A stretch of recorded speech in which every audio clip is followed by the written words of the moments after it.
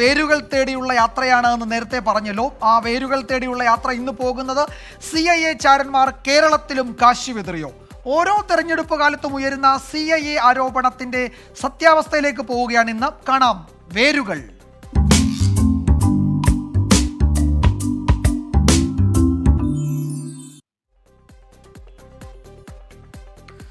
Electoral bond വിവാദം നിൽക്കുന്ന സമയമാണ്, നമുക്ക് എല്ലാവർക്കും അറിയാം. കാശ് വരവിന്റെ വിവാദത്തിന് ഐക്യ കേരളത്തോളം തന്നെ പഴക്കമുണ്ട് എന്നതാണ് യാഥാർത്ഥ്യം. CIA കാശിറക്കിയാണ് കേരളത്തിലെ ആദ്യത്തെ കമ്മ്യൂണിസ്റ്റ് സർക്കാരിനെ പിരിച്ചുവിട്ടത് എന്ന് കമ്മ്യൂണിസ്റ്റുകാർ എക്കാലത്തും പ്രസംഗിക്കുന്നതാണ്. ഇന്ത്യയുടെ തെക്കേ മൂലയിൽ കിടക്കുന്ന കേരളത്തിലെ സർക്കാരിനെ അട്ടിമറിക്കാൻ അമേരിക്കയ്ക്ക് എന്തിന്റെ കേടാണ്? ആ ആരോപണത്തിന്റെ വേരുകൾ തേടുകയാണ് ഇനി നമ്മൾ. വിമോചന സമരം വിജയിപ്പിക്കാൻ CIA പണം നൽകിയതിന് എന്താണ് തെളിവ്? ഇന്ത്യയിലെ അമേരിക്കൻ സ്ഥാനപതിയായിരുന്ന ഡാനിയൽ പാട്രിക് മൊയ്നിഹാൻ എഴുതിയ എ ഡേഞ്ചറസ് പ്ലേസ് എന്ന പുസ്തകത്തിലെ പേജ് 41. ഞങ്ങൾ 2 തവണ, അതെ 2 തവണ മാത്രം ഇന്ത്യൻ രാഷ്ട്രീയ പാർട്ടിക്ക് പണം നൽകി. കമ്മ്യൂണിസ്റ്റ് പാർട്ടി വിജയത്തെ തുടർന്ന് കേരളത്തിലും ഒരിക്കൽ ബംഗാളിലുമാണ് പണം നൽകിയത്. ആവശ്യപ്പെട്ടത് കോൺഗ്രസ് പാർട്ടിയായിരുന്നു. ആർക്ക് പണം നൽകി? അമേരിക്കയുടെ ആഭ്യന്തര സെക്രട്ടറിയായിരുന്ന ഹെൻറി കിസ്സിഞ്ചർ നേരിട്ടാണ് ഇന്ദിരാഗാന്ധിക്ക് പണം കൈമാറിയത്. അത് പശ്ചിമ ബംഗാളിലേക്കുള്ള പണമായിരുന്നു. അപ്പോൾ കേരളത്തിലേക്കോ? 1955 മുതൽ 61 വരെ ഇന്ത്യയിലെ US സ്ഥാനപതിയായിരുന്ന എൽസവർത്ത് ബങ്കറാണ് കേരളത്തിലേക്ക് പണം നൽകിയത് വിവരിക്കുന്നത്. ഹോവാർഡ് ഷഫർ എഴുതിയ ബങ്കറിന്റെ ജീവിതകഥയിൽ പറയുന്നത് ഇങ്ങനെ: മഹാരാഷ്ട്രയിലെ കോൺഗ്രസ് നേതാവായിരുന്ന SK പാട്ടീൽ വഴിയാണ് കേരളത്തിലെ കമ്മ്യൂണിസ്റ്റ് സർക്കാരിനെ അട്ടിമറിക്കാനുള്ള പ്രചാരണത്തിന് പണം നൽകിയത്. എത്ര പണം നൽകി?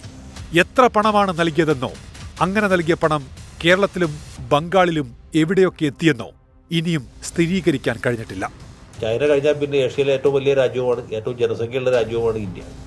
ഇന്ത്യയെ കൂടി കമ്മ്യൂണിസ്റ്റുകാരുടെ കരാള ഹസ്തങ്ങളിൽ പതിച്ചു കഴിഞ്ഞാൽ പിന്നെ അമേരിക്ക പിടിച്ചാൽ കിട്ടാത്ത അവസ്ഥ വരും. കാരണം റഷ്യയുടെ വലിയൊരു ഭാഗം ഏഷ്യയിലാണ്, ചൈന പൂർണ്ണമായിട്ടും കമ്മ്യൂണിസ്റ്റുകാരുടെ നിയന്ത്രണത്തിലാണ്. അതുകൂടാതെ ഇന്ത്യയെ കൂടി കമ്മ്യൂണിസ്റ്റായി കഴിഞ്ഞാൽ പിന്നെ അയൽ രാജ്യങ്ങളൊക്കെ ഇത് വ്യാപിക്കും എന്നുള്ളൊരു ഭയം അവർക്കുണ്ടായി. ഈ വിമോചന സമര നായകന്മാരിലും പ്രമുഖരായിരുന്ന ഫാദർ ജോസഫ് വടക്കൻ അദ്ദേഹത്തിൻ്റെ എൻ്റെ കുതിപ്പും കിതപ്പും എന്ന ആത്മകഥയിൽ പറയുന്നുണ്ട് എങ്ങനെയാണ് പണം വന്നത്.